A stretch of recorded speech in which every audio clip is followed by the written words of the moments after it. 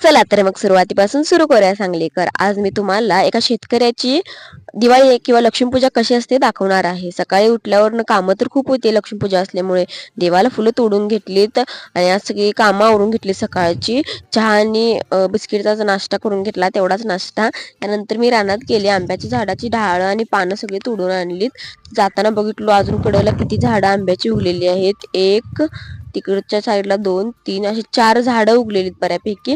त्यानंतर आमच्या अंजीचं दर्शन घेतलं. अंजीला मूल होणार आहे, तिचं कसं काय कंडिशन सगळी बघून घेतली आणि नंतर फुलं आणलेलीत ना सगळी तोडून हार बिर बनवायला सुरुवात केली. घराला तोरण लावून घेतलं हाराचं.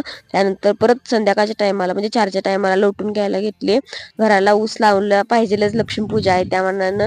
नंतर रांगोळी ती काढून घेतली. माझ्या रांगोळीला काय म्हणू नका, मला येत नाही रांगोळी काढायला, तरी पण मी प्रयत्न केला. भावानं नारळ आणले, नारळाचं पाणी पिलं. त्यानंतर शेतात माग बांधलेली गुरं डवरं सगळी आणून घेतलीत आणि पावसाचं वातावरण व्हायचं त्यामुळे भरून घेतलो सगळं मक्का. ते ही संध्याकाळची क्लिप आहे आणि आजी थोडी गेलती त्यामुळे मीच बनवले चपात्या. त्या सगळ्या चपात्या बनवून घेतल्या.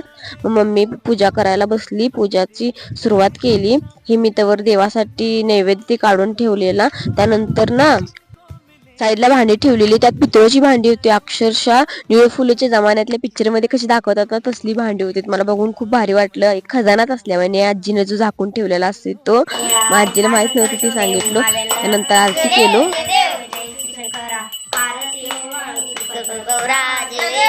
बघितलं कशा पद्धतीने आरती केलो.